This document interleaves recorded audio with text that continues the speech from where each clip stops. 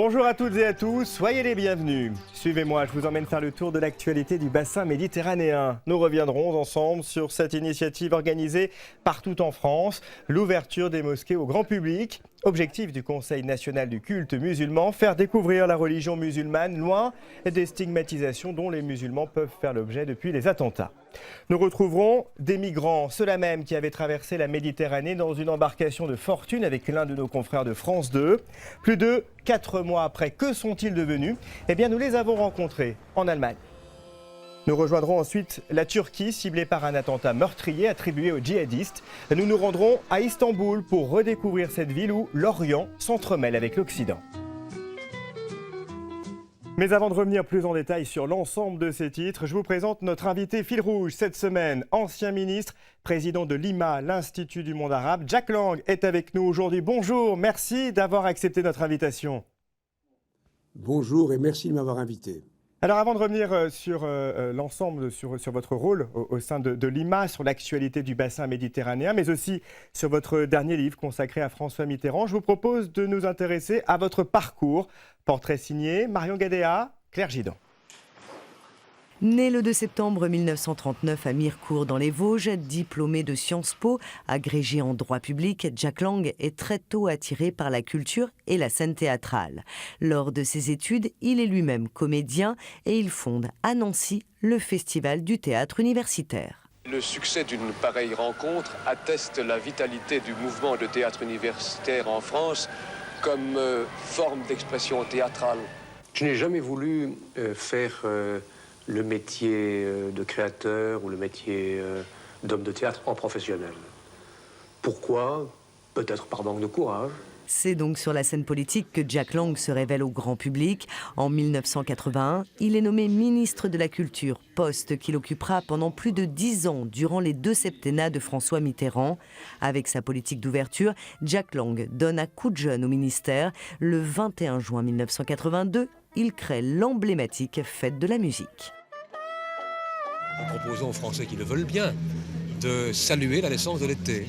C'est le moyen aussi de bien montrer qu'au fond, en matière d'art et de culture, il n'y a pas de hiérarchie.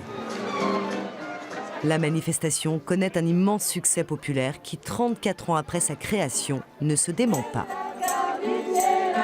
Ce qui, évidemment, est très touchant, c'est de penser que un peu partout à travers le monde, dans 120 pays, je crois, aujourd'hui, on fête la musique dans le même esprit. La culture, mais aussi l'éducation nationale. Entre 1992 et 1993, Jack Lang est en charge des 2 ministères. Il sera de nouveau ministre de l'Éducation nationale en 2000, année qui marque aussi la fin de son mandat de maire de Blois. Aujourd'hui, Jack Lang est à la tête de l'Institut du monde arabe, inauguré en 1987 par François Mitterrand. Depuis son arrivée, il y a 3 ans, le lieu, très longtemps déserté par le public, a retrouvé un second souffle, grâce notamment aux grandes expositions, dont celle-ci, Osiris, les mystères engloutis de l'Égypte. Jack Lang, nous venons de voir à l'instant dans ce reportage donc l'exposition Osiris dédiée aux vestiges sous-marins de la civilisation égyptienne, une exposition que l'IMA a prolongée face au succès. L'Institut du monde arabe que vous présidez depuis 2013, c'est une fondation d'utilité publique, mais comment peut-on la définir? Comme un centre culturel, une vitrine diplomatique?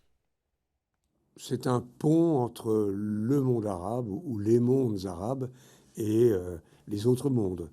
Cette institution a été conçue par le président Giscard d'Estaing il y a quelques années. C'était, je crois, après la première crise pétrolière, pour tenter justement de préserver les liens traditionnels de la France avec le monde arabe qui remonte à très loin. Donc cet institut vise à mettre en valeur, disons, la culture arabe sous toutes ses formes, la culture ancienne, les trésors de la culture ancienne, mais aussi toute la créativité contemporaine de différents pays. Et dans ce contexte, alors que le fanatisme djihadiste n'a cessé de progresser en Irak, en Syrie, en Libye, que ce même fanatisme a d'ailleurs frappé à Paris, quel peut être le rôle de l'IMA? Précisément, ce n'est pas seulement des grandes expositions qui marquent la vie de l'Institut du monde arabe. Et depuis 3 ans, l'Orient Express, le pèlerinage de la Mecque, le Maroc contemporain, en ce moment même Osiris qui fait un tabac, et dans quelques semaines, à partir d'avril, les Jardins d'Orient, c'est aussi un lieu de débat, de rencontre, d'information. Et nous organisons presque tous les jours des conférences, des dialogues sur l'islam, sur le monde arabe sous toutes ses formes, dans un esprit évidemment de respect et de tolérance. Et nous voulons, c'est le rôle de l'IMA aussi, faire reculer les préjugés, les ignorances. Et là comme ailleurs, la culture, le savoir, la science sont des remèdes, ou parmi les remèdes qu'on peut opposer à ce que vous avez appelé à l'instant le fanatisme. Alors justement, Jack Lang, dans ce contexte où la religion musulmane peut faire l'objet de stigmatisation, c'est la raison d'ailleurs pour laquelle le Conseil national du culte musulman a invité il y a quelques jours les mosquées du pays à ouvrir leurs portes pour un thé de la fraternité. On en reparle dans un instant, mais tout de suite, voyez ce reportage tourné dans les Alpes-Maritimes. Un esprit malicieux pourrait appeler cela la diplomatie par la pâtisserie orientale. Les fidèles de la mosquée de Beau-Soleil avaient mis les petits plats dans les grands pour accompagner ce thé de la fraternité, un thé à partager entre les hôtes musulmans et leurs invités, de toute confession. Vous, madame, vous êtes de quelle confession? Catholique. Je suis catéchiste à Beau-Soleil. C'est la première fois que vous venez dans une mosquée? Oui, la première fois. Et j'espère pas la dernière. Tout à fait. Et vous, monsieur, alors? Moi, je le connais, ça fait longtemps que je le connais, la dame qui est de Beau-Soleil, mais c'est la première fois qu'on parlait de la religion. Oui. Se démarquer des terroristes qui tuent au nom de l'islam, désarmer les peurs, pacifier les consciences, l'enjeu est d'importance pour les musulmans de France. Le progrès et les sciences ont permis à la civilisation musulmane de prendre place dans l'histoire des civilisations. Et voilà qu'en France, en 2015, la barbarie vient usurper l'islam de paix, l'islam de la tolérance, pour prendre en otage la communauté musulmane qui fait preuve de sagesse, la communauté musulmane de France. Catholiques, protestants, juifs, bouddhistes ou même athées, des visiteurs venus de tous les horizons sont venus partager le thé de la fraternité. Peu de simples curieux cependant, mais de nombreux officiels et religieux. Tout à l'heure, j'ai entendu parler de la porte ouverte et comme je suis chrétienne catholique, cette année, pour nous aussi, on ouvre les portes à l'amour de Dieu. Donc, j'ai trouvé ça un beau lien entre notre religion et cette religion qui ouvre aujourd'hui les portes aux autres religions. La communauté musulmane de France vit des temps troublés. Elle tenait à montrer son meilleur visage. Ce thé de la fraternité, c'était un peu de sucre pour chasser l'amertume. Alors, Jack Lang, ouvrir les portes des mosquées, une belle initiative selon vous? C'est une belle initiative et il faut la soutenir et j'espère qu'elle sera rééditée car là encore, la méconnaissance, l'ignorance sont source de malentendus ou de peur. Et montrer que les mosquées sont des lieux de paix, de méditation, de rencontres, d'échanges spirituels, c'est une très très bonne idée. Alors quel rôle peut jouer selon vous la culture au sens large face à l'obscurantisme et au communautarisme? Mais, de manière permanente, je dirais. Prenons l'exemple de l'islam. Les tueurs de Daesh ne connaissent rien de l'islam. Ils se revêtent des habits de l'islam par morceaux et ne savent pas que l'islam est tout le contraire de ce qu'ils prétendent. C'est une religion de paix, c'est une religion de tolérance, d'ouverture et de respect. Eh bien, à l'Institut du monde arabe, nous contribuons à propager cette idée. De même, tout à l'heure je vous le disais, il est important que la culture arabe, qui a connu des hauts et des bas comme toute culture, soit présentée comme sous ses formes les positives. L'âge d'or des sciences a été vécu dans le monde arabe après avoir été illustré dans le monde grec.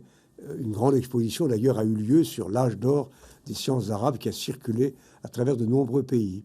Donc la culture, l'information, la connaissance, c'est, je le répète, le meilleur des remèdes contre la bêtise et contre la violence. Jack Lang, un autre sujet. Quel est votre regard sur la situation des migrants? Ils sont, je le rappelle, 1 million à être arrivés en Europe depuis janvier en traversant la Méditerranée. il faut se dire d'abord pourquoi cette situation. Elle est le fruit malheureusement de comportements de certains pays occidentaux depuis des années. L'attaque illégitime et brutale de M. Bush en Irak, qui a désorganisé complètement l'Irak. La violence du président syrien contre son peuple. Le désordre qui a été aussi instauré en Libye. Bref, tout a été fait, pourrait-on dire, pour qu'aujourd'hui la peur, l'intolérance et la violence dans cette région précise se développent. Alors, ces migrants sont... Pardon, ces migrants, non, je vous en prie, restez avec nous, Jack Lang. Je vous propose de regarder ensemble ce reportage d'Amaury Guibert. Il a retrouvé la famille syrienne avec qui notre confrère de France 2, Franck Genozo, avait traversé la Méditerranée à bord d'une embarcation de fortune. Son reportage avait été tourné en septembre dernier. Aujourd'hui, Ibrahim et les siens vivent dans un camp de réfugiés en Allemagne. Reportage. C'est en Allemagne, dans une usine désaffectée transformée en camp de réfugiés, que nous avons retrouvé la trace d'Ibrahim. Ce migrant syrien avait embarqué sur cette chaloupe en piteux état, où les passeurs venaient de nous autoriser à monter. Avec lui, une soixantaine de personnes qui attendaient d'embarquer depuis 24 heures. Parmi eux, une vingtaine d'enfants. Ibrahim, au centre, avait été le premier à s'adresser à nous. Je suis super content de partir. J'essaye de voir si le reste de ma famille a pu monter. L'euphorie de ce départ tant attendu et tant redouté par certains. Puis, 2 heures plus tard, l'angoisse lorsque le moteur rend l'âme au milieu de la mer Égée. Bien avant que nous ne le retrouvions, Ibrahim avait vu ces images sur Facebook, relayées par beaucoup de candidats à l'exil. On était effrayés. Je n'avais pas tellement peur pour moi, mais surtout pour ma famille et pour les enfants. Finalement remorquée par un pêcheur, l'embarcation avait atteint les côtes grecques quelques heures plus tard. Nous avions alors laissé Ibrahim sur le port de Sikaminéas au terme d'une traversée éprouvante. Poser le pied sur la terre, c'était comme renaître. Nous sommes revenus de la mort. Il lui a ensuite fallu 10 jours pour rejoindre l'Allemagne, son objectif. Lui et sa famille ont déposé une demande d'asile qui devrait être acceptée. Pour l'heure, il n'est pas autorisé à travailler mais peut circuler librement. Il pourra bientôt apprendre l'allemand et patiente dans ce camp monté à la hâte par la police, où de simples bâches délimitent un peu d'intimité pour chaque famille en attendant mieux. Beaucoup de migrants fantasmaient sur l'Allemagne, pensant qu'ils y trouveraient une grande maison, qu'on leur donnerait une belle voiture. Non, moi je savais que ce n'était pas vrai, mais je voulais juste un endroit où me sentir en sécurité, où me sentir bien accueilli. Ibrahim a de la famille dans la région, ce qui devrait faciliter son intégration. À 22 ans, il envisage de reprendre des études de communication pour trouver du travail en Allemagne. Mais ses pensées et ses remerciements les plus chaleureux vont à cet homme resté sur les côtes grecques, Antonis, le pêcheur sauveteur. Nous sommes retournés le voir et depuis, chaque soir, quasiment sans exception, il ramène à bon port un bateau chargé de migrants. Récemment, j'ai ramené un type qui faisait la traversée à la nage. Il avait seulement des palmes que j'ai gardées là-bas, juste des palmes, et un short avec à la ceinture ses affaires, un portable et son argent. Si je n'avais pas été là, il se serait noyé, j'en suis certain. Dans le port, notre chaloupe est encore là. Un modèle de luxe, nous ont dit les gardes-côtes, sans doute récupéré sur un vieux paquebot, comme sa petite sœur, arrivée quelques heures plus tôt. Sur les hauteurs du port, une impressionnante marée de gilets et de bouées s'accumule sur cette petite île devenue la principale porte d'entrée en Europe. Oui, alors on vient de le voir dans ce reportage, la très grande majorité des réfugiés, des migrants transitent par la Grèce. Le conflit syrien, nous en avons parlé il y a un instant avec vous, Jack Lang, est en partie à l'origine de ce flux migratoire le plus important depuis la Seconde Guerre mondiale. Alors, quel regard portez-vous sur la situation en Syrie, en particulier sur cette initiative du pont humanitaire appelé Hamadaya ? Bon, c'est une initiative heureuse qu'il faut saluer. Néanmoins, M. Assad est responsable de la mort de plus de 200 000 Syriens. Et il perpétue depuis 3 ans des massacres, plus de 3 ans, des massacres horribles c'est exceptionnel, je dirais, de voir le président d'un pays tuer systématiquement son peuple. La France a été, notamment le président de la République, à l'avant-garde pour tenter de juguler ou de contrebattre ces situations. Malheureusement, la France s'est parfois trouvée un peu seule. Les pays européens ont été un peu lents. Le président Obama, pour lequel j'ai beaucoup d'estime, nous a un peu laissé tomber lorsque la France voulait frapper la Syrie à la suite de l'utilisation d'armes chimiques contre le peuple syrien. La solution n'est pas militaire, elle est politique. Mais ce serait trop long à expliquer. Nous sommes dans un tissu de contradictions. Des pays qui ont des intérêts divers, la Russie, l'Iran, l'Arabie saoudite, d'autres pays arabes. Disons que si nous réussissions au moins, sur ce point, il y a une coalition internationale à éradiquer Daesh, qui est née et du conflit syrien et de la situation irakienne, nous aurions peut-être fait basculer l'histoire de cette région vers la paix.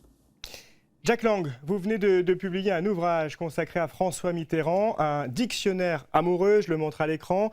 Première page, première lettre, le A avec la guerre d'Algérie. L'ancien président avait-il des liens particuliers avec la Méditerranée?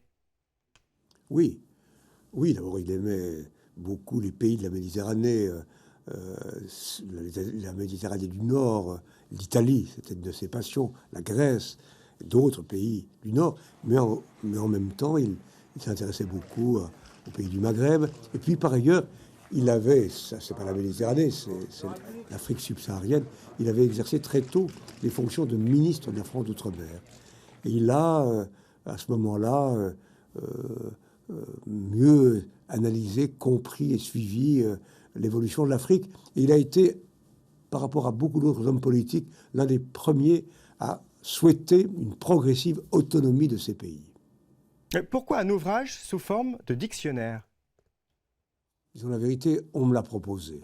C'est une collection prestigieuse, dictionnaire amoureux du théâtre, de Proust, de la Grèce. On m'a proposé, Plon me l'a proposé.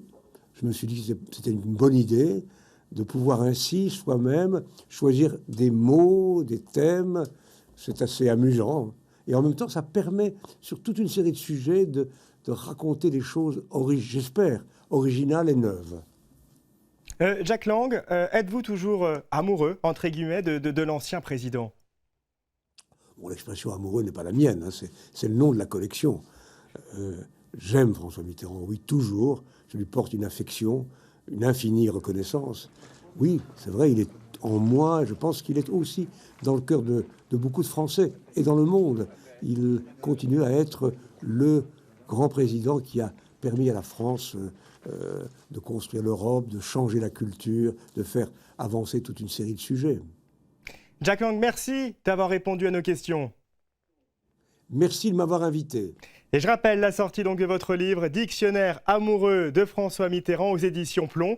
Et si vous souhaitez revoir cet entretien ou l'intégralité de ce magazine, n'hésitez pas à vous rendre sur notre page Le Journal de la Méditerranée sur Facebook. L'actualité du bassin méditerranéen, c'est aussi cet attentat en Turquie attribué aux djihadistes. La déflagration a provoqué la mort de 10 Allemands à Istanbul. Un coup dur pour le tourisme, en particulier pour cette ville fascinante où s'entremêlent l'Orient et l'Occident. Suivez le guide. Au cœur de la vieille ville, rien de plus symbolique que ces deux édifices qui se font face. D'un côté, Sainte-Sophie la chrétienne, faite de pierres roses de l'époque byzantine. De l'autre, le croissant de l'islam surmonte la mosquée bleue, l'une des plus grandes mosquées au monde, avec ses 6 minarets de l'époque ottomane. C'est la seule ville, je pense, qui contient en même temps deux cultures différentes, face à face. Nous suivons notre guide. Pour pénétrer dans la mosquée bleue, il faut montrer patte blanche. Les femmes doivent être couvertes. La mosquée est aujourd'hui encore un lieu de culte. Sous sa coupole démesurée, 21 000 carreaux de faïence bleu vif, vert, rouge, collés un à un. 206 fenêtres laissent passer les rayons du soleil. Le tout est soutenu par ces piliers nommés pattes d'éléphant, 5 mètres de diamètre. Une merveille de l'art ottoman, une prouesse technique aussi, construite en un temps record. Si le sultan voulait une mosquée si imposante, c'est pour rivaliser avec la majestueuse basilique Sainte-Sophie. Vu de l'extérieur, on pourrait presque les confondre, car l'église a été agrémentée de minarets, en devenant au XVe siècle une mosquée. À l'intérieur, les écritures coraniques en témoignent. Hagia Sophia se découvre la tête en l'air. Joyau de l'architecture du VIe siècle, avec ses mosaïques dorées, ses icônes chrétiennes, ses colonnes de marbre, où islam et chrétienté cohabitent depuis des siècles. Istanbul, à cheval sur deux cultures, deux époques et surtout sur deux continents. À l'ouest, la rive européenne avec la vieille ville. À l'est, la rive asiatique. La frontière naturelle, c'est le Bosphore. C'est aussi le trait d'union entre deux mondes. Mais Istanbul n'est pas simplement double, elle est multiple. Une mosaïque où se juxtaposent toutes les traditions. L'île des Princes, le 39e district de la capitale, en est l'illustration. Ici, on vit sans voiture, entouré de ces maisons de bois style ottoman, qui tiennent parfois à pas grand-chose. Gunzileli, écrivain, y réside depuis 4 ans. Pendant longtemps, aucun musulman n'y a mis les pieds. C'était le territoire des Grecs orthodoxes. Ça, c'est une église orthodoxe de l'époque byzantine. Et le seul orthodoxe restant sur l'île, c'est Mikhail Sisko, le gardien. Ça fait 80 ans que je suis là, on m'appelle l'Antiquité.